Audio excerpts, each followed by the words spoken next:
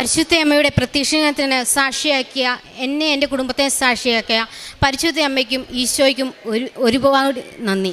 എൻ്റെ പേര് ചിപ്പി ജോയ്സ്. ഞാൻ തൊടുപുഴ സെൻറ്റ് സെബാസ്റ്റ്യൻ ഫൊറോന പള്ളിയിലെ ഇടവക അംഗമാണ്.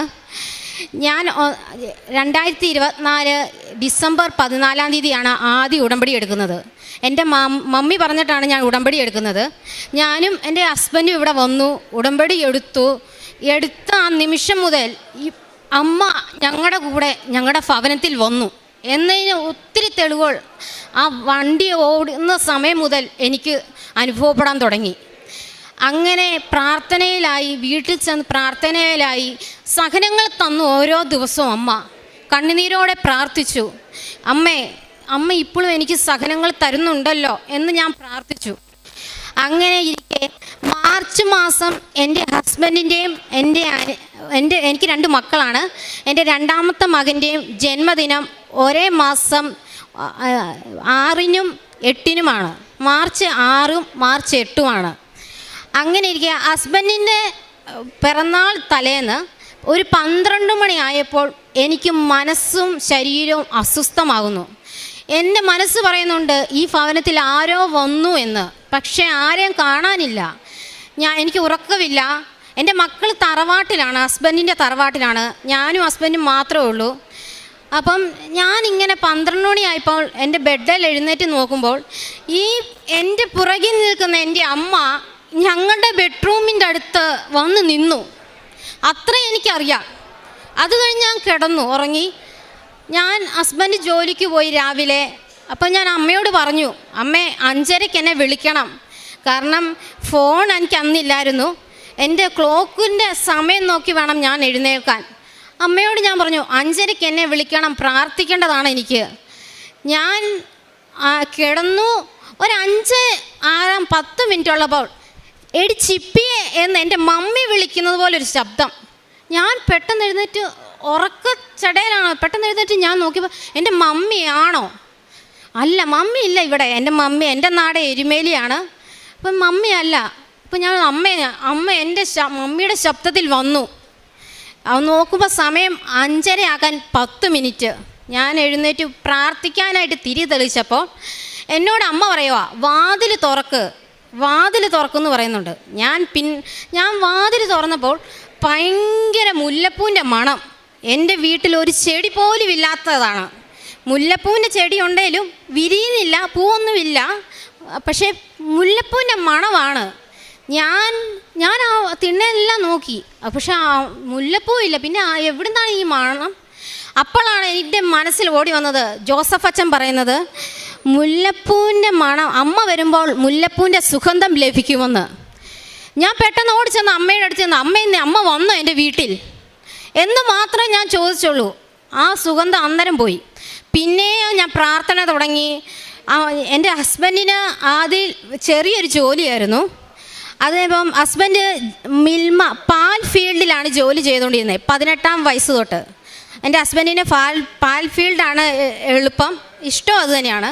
അപ്പം ഞാൻ ആദ്യം ഉടമ്പടി വെച്ചപ്പോൾ ആദ്യം പ്രാർത്ഥിച്ചത്, അമ്മേ ആ ഫീൽഡിൽ എൻ്റെ ഹസ്ബൻഡിനൊരു ജോലി തരണേ എന്നാണ്. ഞാൻ പ്രാർത്ഥിച്ച് ഉടമ്പടി എടുത്ത് ഒരാഴ്ച കഴിഞ്ഞപ്പോൾ എൻ്റെ ഹസ്ബൻഡിൻ്റെ കൂട്ടുകാരൻ വിളിച്ച് ഒരു പാൽ ഫീൽഡിലെ ഡ്രൈവറായിട്ട് ജോലി കൊടുത്തു. അമ്മ തന്ന ആദ്യത്തെ അനുഗ്രഹം അതാണ്.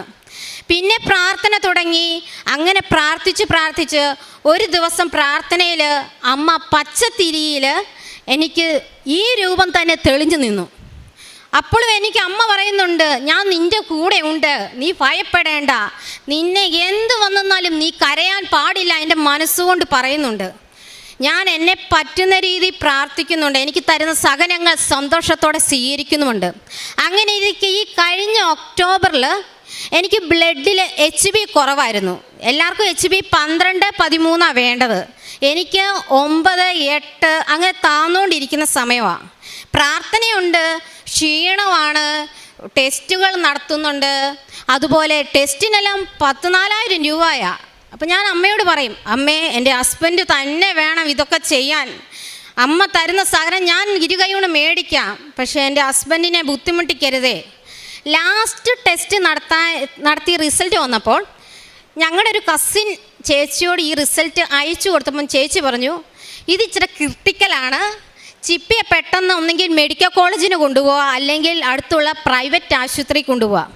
പ്രൈവറ്റ് ആശുപത്രി കൊണ്ടുപോയാൽ ഒരു ബ്ലഡിന് ഇഞ്ചക്ഷന് തന്നെ 14,000 മുകളിലാവും. ഞങ്ങളെയും കൊണ്ട് അത് പറ്റില്ല. അപ്പം ഞാനും എൻ്റെ ഹസ്ബൻഡും തീരുമാനിച്ചു. ഹസ്ബൻഡിനൊന്ന് പേടി വന്നു. ഹസ്ബൻഡ് പറഞ്ഞു, നീ മെഡിക്കൽ കോളേജിന് ചെല്ല്, നമുക്ക് ടെസ്റ്റ് ചെയ്യാം, എന്നാ വേണമെന്നാലും പോട്ടെ എന്ന് പറഞ്ഞു. ഞാൻ അമ്മയോട് കരഞ്ഞു പ്രാർത്ഥിച്ചു, അമ്മയാണ് എൻ്റെ മുന്നേ പോകേണ്ടത്, അല്ലാതെ വേറെ ആരുമല്ല, എനിക്ക് അമ്മയല്ലാതെ ഞങ്ങൾക്ക് ആരുമില്ല എന്ന് ഞാൻ പറഞ്ഞു. ഞങ്ങൾ മെഡിക്കൽ കോളേജിന് പോകുന്നതിന് തലേന്ന് ഞങ്ങളുടെ അടുത്തുള്ള ഒരു ആശുപത്രി ടെസ്റ്റെല്ലാം നടത്തി റിസൾട്ടും കൊണ്ട് മെഡിക്കൽ കോളേജിന് പോകാൻ തീരുമാനിച്ചു. തിരിച്ചു വരുന്ന വഴി ഈ അമ്മയുടെ രൂപമുള്ള ഒരു ചേച്ചി, അമ്മയുടെ അതേ പൊക്കമുള്ള, തലയിലൊരു കെട്ടുണ്ട്, എളിയിലൊരു കുഞ്ഞുണ്ട്. ഈ ചേച്ചി ഞങ്ങൾ വരുന്നത് കാണുമ്പോൾ ചിരിക്കുന്നുണ്ട്. ഫിഷ യാചിക്കുന്ന ആൾക്കാരെ പോലെയാണ് ആൾ വരുന്നത്. പക്ഷെ ചിരിയാണ്, സങ്കടമൊന്നുമല്ല, ചിരി മാത്രമാണ്. അപ്പം ഞാനും എൻ്റെ ഹസ്ബൻഡും ഇങ്ങനെ ബൈക്കിനും പോവുക. അപ്പം ഞങ്ങൾ ചിരിച്ചു. ഇച്ചിരി മുന്നോട്ട് നടന്നപ്പം എൻ്റെ ഹസ്ബൻഡ് തന്നെയാണ് പറഞ്ഞത്, ഞങ്ങൾ പിള്ളേർക്ക് സ്നാക്സ് മേടിച്ച് കൈ പിടിച്ചിട്ടുണ്ടായിരുന്നു, ഐസ്ക്രീം. അപ്പോൾ എൻ്റെ ഹസ്ബൻഡ് പറഞ്ഞു, എടി ആ ചേച്ചിയും കൊച്ചും പോകുന്നത് കണ്ടില്ലേ, നമുക്കൊരു ഐസ്ക്രീം ആ കുഞ്ഞിന് കൊണ്ട് കൊടുക്കാം എന്ന് പറഞ്ഞു.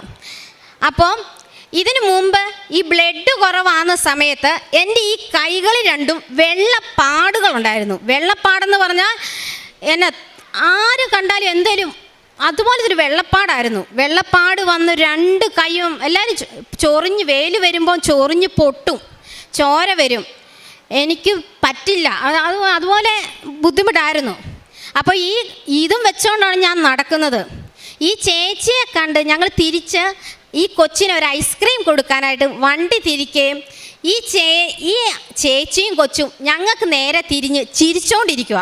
അപ്പം ഞാൻ വിചാരിക്കുന്നത്, ഇതെന്നാ ഫിഷ യാചിക്കാൻ വരുന്നവർ ചിരിക്കില്ലല്ലോ ഒരിക്കലും, യാചിക്കുമ്പോൾ വിഷമത്തോടെയല്ല യാചിക്കുന്നത്. ഇത് ആ ചേച്ചിയുടെ ചിരി കാണുമ്പോഴേ അറിയാം എന്തോ വലിയ ചൈതന്യമുള്ളതുപോലെയാണ്. ഞാൻ ആ വണ്ടിയിൽ നിന്ന് ഇറങ്ങുകയും ആ ചേച്ചി എൻ്റെ ഈ തോളെ കൂടെ കൈ ഉരസി വിട്ടു. ആ നിമിഷം എൻ്റെ കയ്യിൽ കൂടെ ഒരു മിന്നൽ, വേറൊന്നും എനിക്കത്. അപ്പം ഇതെന്നാ എൻ്റെ കയ്യെ വന്ന് പെട്ടെന്ന്, നമ്മൾ ഈ യാചകർ ഇത്രയും ഗ്യാപ്പിട്ടല്ലേ നിൽക്കുക, പക്ഷെ എൻ്റെ അടുത്ത് വന്ന് എന്നെ തൊട്ടു. ഈ കുഞ്ഞ് എന്നെ തന്നെ നോക്കുന്നു. ഈ കുഞ്ഞിട്ടേക്കുന്ന വസ്ത്രത്തിൻ്റെ കളറ് നമ്മൾ രാവിലെ 5:30 ചൊല്ലുമ്പോൾ കത്തിക്കുന്ന തിരിയുടെ കളറാണ്, കരിനീല കളറ്. ഈ കുഞ്ഞെന്നെ നോക്കുന്നുണ്ട്. അപ്പം ഞാൻ ഐസ്ക്രീം കൊടുത്തു. അപ്പോൾ എൻ്റെ ഹസ്ബൻഡിനോട് പറഞ്ഞു, പൈസ വല്ലതും ഉണ്ടോ, ഇന്നൊന്നും കിട്ടിയില്ല എന്ന് പറഞ്ഞു. ഹസ്ബൻഡ് പൈസ എടുത്ത് കൊടുത്തു, വഴി പറഞ്ഞു കൊടുത്തു. ഞങ്ങൾ ബൈക്കേ കയറി. ഞങ്ങൾ പോകുന്നവരെ ആ കുഞ്ഞ് തിരിഞ്ഞ് എന്നെ തന്നെ നോക്കുക. അപ്പം ഞാൻ സന്ധ്യയായപ്പോഴും ഞാൻ എല്ലാവരെയും വിളിച്ച് പറഞ്ഞു, എന്നെ മാതാവും ഈശോയും കാണാൻ വന്നു. ഞാൻ എൻ്റെ ഹസ്ബൻഡിനോടും പറഞ്ഞു, എൻ്റെ ഫാമിലി എല്ലാവരോടും പറഞ്ഞു, മാതാവ് എന്നെ കാണാൻ വന്നു, എനിക്ക് ഉറപ്പാണ് എൻ്റെ അസുഖം മാറും എന്ന്. ഞങ്ങൾ പിറ്റേന്ന് മെഡിക്കൽ കോളേജിന് പോവുക, ഞാനും എൻ്റെ മൂത്ത മോളും. ഞങ്ങൾ ബസ്സിൽ കയറിയ സമയത്ത് ബസ് നിറച്ചും ആളാണ്, ഇരിക്കാനിടയില്ല. ഞാൻ എൻ്റെ കുഞ്ഞിനെ കൈ പിടിച്ചുകൊണ്ടിരുന്നപ്പോൾ എനിക്ക് നേരെ ഇരിക്കുന്ന ഒരു ചേച്ചി വെള്ള ഉടുപ്പിട്ട് പച്ച കളർ പൂവുള്ള ചുരിദാറിട്ടാണ് ആ ചേച്ചി ഇരിക്കുന്നത്. അപ്പം ഞാൻ പെട്ടെന്ന് ശ്രദ്ധിച്ചില്ല. ആ ചേച്ചി എൻ്റെ കുഞ്ഞിനെ കെട്ടിപ്പിടിച്ചിട്ട് പറഞ്ഞു, മോളെ ഞാൻ കോട്ടയം വരെ ഉണ്ട്, കൊച്ചു മടിയിൽ ഇരുന്നോട്ടെ എന്ന് പറഞ്ഞു. കൊച്ചിനെ മടിയിലിരുത്തി തല ചായ്ച്ച് ഉറക്കി എൻ്റെ കുഞ്ഞിനെ. അപ്പം അപ്പോൾ ഈ ജപമാല എൻ്റെ കയ്യിലുണ്ട്. അമ്മേ നീ മുന്നിൽ പോയി എല്ലാം നടത്തണേ എന്ന് ഞാൻ പ്രാർത്ഥിക്കുന്നുണ്ട്. ബസ്സേ ഇരുന്നു. കോട്ടയത്ത് ചെന്നു. ആ ചേച്ചി ഇറങ്ങിയപ്പോൾ ആ ചേച്ചി പറഞ്ഞു, ഞാൻ പോവാട്ടോ എന്നേ പറഞ്ഞുള്ളൂ. ഞാൻ ചിരിച്ചു, ആ ചേച്ചിയും ചിരിച്ചു.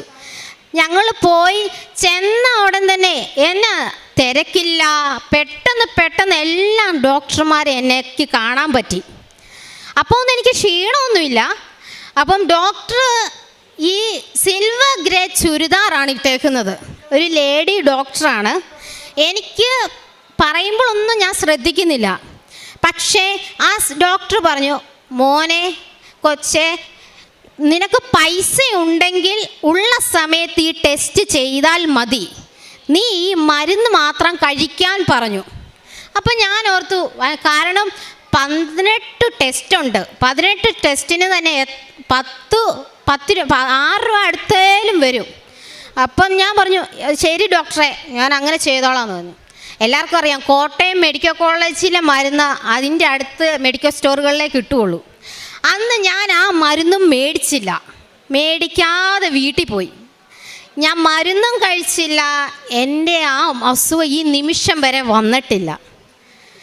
എന്താന്ന് എനിക്കറിയത്തില്ല. ആ ചേച്ചി എൻ്റെ അടുത്ത് വന്ന നിമിഷം മുതൽ എൻ്റെ അസുഖം പൂർണ്ണമായിട്ടും മാറി. പിന്നീട് എനിക്ക് മാതാവ് പ്രാവിൻ്റെ രൂപത്തിൽ വന്നു. എൻ്റെ കൊച്ചിനെ പനിയായിട്ട് ഞാൻ എൻ്റെ വീടിൻ്റെ അടുത്തുള്ള ഒരു ഗവൺമെൻറ് ആശുപത്രി പോകുമായിരുന്നു. അപ്പം ഞാൻ മാതാവിനോട് പറഞ്ഞു, മാതാവേ, ഞാൻ എവിടെയെങ്കിലും പോയാൽ പറയും, അമ്മേ നീ മുൻപേ പോയി എല്ലാ കാര്യവും നടത്തി തരണം എനിക്ക്, എന്നാലേ ഞാൻ വരുള്ളൂ, എനിക്ക് തന്നെ ചെയ്യാനുള്ള ഇതില്ല, അതുകൊണ്ട് നീ ചെല്ലണമെന്ന് പറഞ്ഞു. ഞാൻ എവിടെ പോയാലും ഈ ജപമാല ചൊല്ലിക്കൊണ്ടാണ് പോകുന്നത്. ഞാൻ അമ്മയോട് ചോദിച്ചു, അമ്മേ നീ എൻ്റെ കൂടെ ഉണ്ടോ എന്ന് എനിക്കൊന്ന് അറിയണം, നീ എനിക്ക് അതിന് തെളിവ് തരണം. ഞാൻ ഇങ്ങനെ ജപമാല ചൊല്ലി മുന്നോട്ട് പൊക്കോണ്ടിരുന്നപ്പോൾ അരമണിക്കൂർ നടക്കെ അമ്മയുടെ കളറുള്ള സിൽവർ ഗ്രേയിലൊരു പ്രാവ് എൻ്റെ മുന്നിൽ വന്നു. അപ്പം ഞാൻ പ്രാവ് എന്നെ ഇങ്ങനെ നോക്കി മേളിലോട്ടിങ്ങനെ പറന്നുയർന്നു. ഞാൻ അന്നേരം എൻ്റെ മനസ്സിൽ പറഞ്ഞത് ഒരു വാക്ക, ഞാൻ നിൻ്റെ കൂടെയുണ്ട്, ഭയപ്പെടേണ്ട, നീ മുന്നോട്ട് നടന്നു എന്നാണ്. അതുപോലെ തന്നെ തിരിയിൽ പൂവായിട്ട് വന്നു, പിന്നെ മുല്ലപ്പൂവിൻ്റെ സുഗന്ധങ്ങൾ തന്നു, പല രൂപത്തിൽ അമ്മ എനിക്ക് വന്നു. എൻ്റെ ഹസ്ബൻഡിനൊരു ജോലി കിട്ടി. അതുമാത്രമല്ല, ഈ ഉടമ്പടി എടുക്കുന്നതിന് മുമ്പ് ഞങ്ങൾ പലവരോടും പല സഹായങ്ങൾ ചോദിച്ചിട്ടുണ്ട്. കാരണം എൻ്റെ ഹസ്ബൻഡിന് ഒരു ആക്സിഡൻറ്റ് സംഭവിച്ചു, ആ സമയത്ത് ജോലിയില്ലാഞ്ഞു.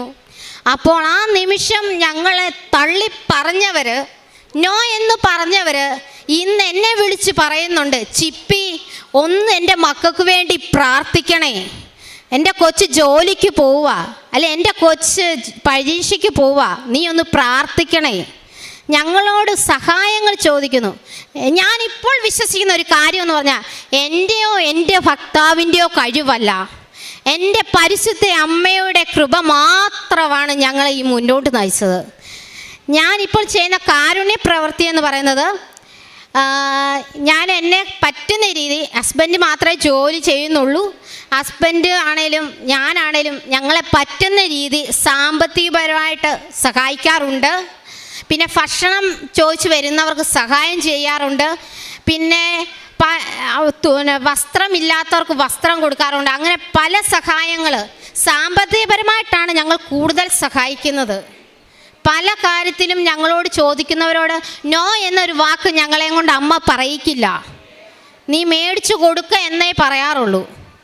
അതുമാത്രമല്ല, പ്രേക്ഷിത പ്രവർത്തനം എന്ന് പറഞ്ഞാൽ ഞാൻ പത്രം കൊടുക്കാറുണ്ട്.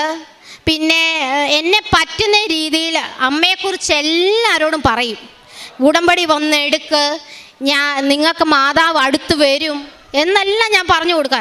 ഞാൻ എൻ്റെ വാട്സപ്പിൽ സ്റ്റാറ്റസും, എൻ്റെ 5:30 എന്ന സമയമുണ്ടെങ്കിൽ 5:48 എൻ്റെ വാട്സപ്പിലുള്ള എല്ലാവർക്കും ഞാൻ മെസ്സേജ് ഇടും. ഞാൻ എൻ്റെ പ്രാർത്ഥനകൾ, അച്ഛൻ തരുന്ന ഓരോ ധ്യാനങ്ങൾ എല്ലാവരും എന്നോട് പറയും, ചിപ്പിയുടെ ഞങ്ങൾ വാട്സപ്പ് തുറക്കുമ്പോൾ ചിപ്പിയുടെ മെസ്സേജാണ് ആദ്യം വരുന്നതെന്ന്. കാരണം ഞാൻ എല്ലാവർക്കും ഈ 2026 മുതൽ ഈ നിമിഷം വരെ എനിക്ക് അമ്മ തരുന്ന ഓരോ സന്ദേശവും എനിക്കറിയാവുന്ന എല്ലാവർക്കും ഞാൻ അയച്ചു കൊടുക്കും. ഞാൻ നിത്യവും എല്ലാ ഞായറാഴ്ചയും കുർബാനയ്ക്ക് പോകും. പിന്നെ മാസത്തിലൊന്ന് കുമ്പസാരിക്കും. പിന്നെ പ്രാർത്ഥന, കുടുംബ പ്രാർത്ഥന എന്നും ഉണ്ട്. ഞാനും എൻ്റെ മക്കളും ഹസ്ബൻഡും എന്നും കുടുംബ പ്രാർത്ഥനയിൽ പങ്കുചേരും. പിന്നെ രാവിലെ 5:30 ഞാനും മക്കളും മാത്രമേ പ്രാർത്ഥിക്കാറുള്ളൂ. ഹസ്ബൻഡ് വെളുപ്പിനെ പോകും ജോലിക്ക്. പക്ഷെ പ്രാർത്ഥനയിൽ എല്ലാം കൂടുന്ന ഒരു വ്യക്തിയാണ്. എല്ലാം തന്ന മാതാവിന് ഒരിക്കൽ കൂടെ നന്ദി പറഞ്ഞു ഞാൻ നിർത്തുന്നു. ഭയപ്പെടേണ്ട, ഞാൻ നിന്നോട് കൂടെയുണ്ട്. സംഭ്രമിക്കേണ്ട, ഞാനാണ് നിൻ്റെ ദൈവം. ഞാൻ നിന്നെ ശക്തിപ്പെടുത്തുകയും സഹായിക്കുകയും ചെയ്യും. എൻ്റെ വിജയകരമായ വലതു കൈ കൊണ്ട് ഞാൻ നിന്നെ താങ്ങി നിർത്തും. യെശയ്യാ പ്രവാചകൻ്റെ പുസ്തകം 41 അധ്യായം 10 വചനമാണ്.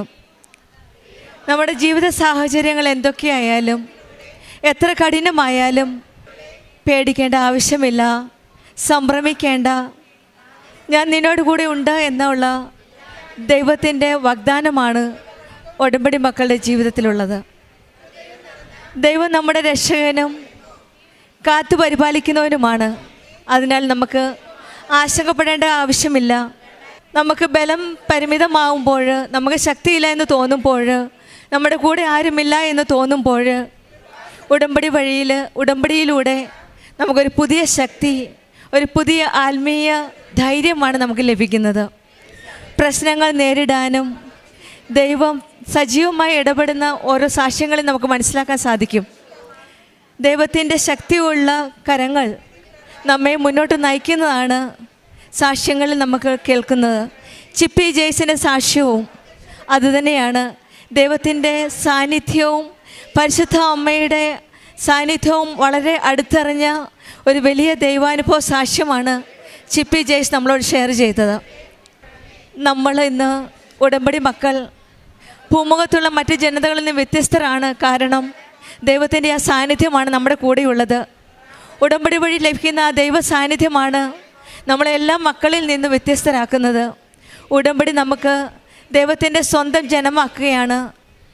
അങ്ങ് എന്നിൽ സംപ്രീതനാണെങ്കിൽ അങ്ങയുടെ വഴികൾ എനിക്ക് കാണിച്ചു തരണം, അങ്ങനെ ഞാൻ അങ്ങയെ അറിയുകയും പ്രീതി നേടുകയും ചെയ്യട്ടെ എന്ന് പുറപ്പാടിൻ്റെ പുസ്തകം 33 അധ്യായം 13 വചനം പറയുന്നുണ്ട്. നമ്മളും അതുപോലെ തന്നെയാണ്. ഉടമ്പടിയിൽ ദൈവത്തിൻ്റെ വാക്ക് കേൾക്കുന്ന ജനമാണ്, ദൈവത്തിൻ്റെ സ്വന്തം ജനതയാണ്. അങ്ങയുടെ വഴികൾ എനിക്ക് കാണിച്ചു തരണമേ നമ്മൾ പ്രാർത്ഥിക്കുമ്പോൾ ഈശോയും അമ്മയും നമ്മുടെ കൂടെ നിന്ന് നമുക്ക് പുതിയ വഴികൾ തുറന്നു തരികയാണ്. നമ്മുടെ ലക്ഷ്യം വെറും അനുഗ്രഹങ്ങൾ മാത്രമല്ല, ദൈവത്തെ കൂടുതൽ അറിയാനും കൂടുതൽ സ്നേഹിക്കാനുമാണ്. അനുഗ്രഹങ്ങൾക്കായിട്ടാണ് നമ്മൾ തുടക്കത്തിൽ ഒരുപക്ഷെ കൃപാസന അമ്മയുടെ അരികിലേക്ക് വരുന്നത്. പക്ഷെങ്കിൽ പിന്നീട് സ്ലോലി ഗ്രാജുവലി നമ്മൾ അനുഗ്രഹത്തിൽ നിന്നും അഭിഷേകത്തിലേക്കാണ് നാം പോകുന്നത്. ആ ദൈവ സാന്നിധ്യം അടുത്തറിയുമ്പോൾ ദൈവത്തോട് ചേർന്ന് നിൽക്കാനും ആ കൃപയിൽ ജീവിക്കാനുമാണ് നാം ആഗ്രഹിക്കുന്നത്. കൃപയിൽ നിലനിൽക്കുന്ന ഒരു വഴിയാണ് പരിശുദ്ധ അമ്മയും കൃപാസന ഉടമ്പടിയും. ദൈവത്തിൻ്റെ വഴികൾ അറിയാനും ദൈവകൃപയിൽ നിലനിൽക്കാനും പരിശുദ്ധ അമ്മ നമ്മെ സഹായിക്കുന്നു. പരിശുദ്ധ അമ്മ ആ കൃപയിൽ വളരാനും നമ്മെ യേശുവിൽ കൂടുതൽ അറിയാനും നമ്മെ സഹായിക്കട്ടെ എന്ന് പ്രാർത്ഥിക്കാം. ചിപ്പി ജെയ്സിനും കുടുംബത്തിന് ലഭിച്ച എല്ലാ അനുഗ്രഹങ്ങൾക്കും നമ്മൾക്ക് കരങ്ങളടിച്ച് ദൈവത്തെ മഹത്വപ്പെടുത്താം. യേശുവേ നന്ദി, യേശുവേ സ്തുതി, ആവേ മരിയ. അത്യപൂർവ ദൈവാനുഭവങ്ങൾ ഇനി നിങ്ങൾക്കും സ്വന്തം. ഈ യൂട്യൂബ് ചാനൽ ഇതുവരെ സബ്സ്ക്രൈബ് ചെയ്തിട്ടില്ലെങ്കിൽ ഇപ്പോൾ തന്നെ സബ്സ്ക്രൈബ് ചെയ്യുക. ഈ വീഡിയോ ഇപ്പോൾ തന്നെ നിങ്ങളുടെ സുഹൃത്തുക്കൾക്ക് ഷെയർ ചെയ്തുകൊണ്ട് കർത്താവിൻ്റെ പ്രേക്ഷിതരാകുക.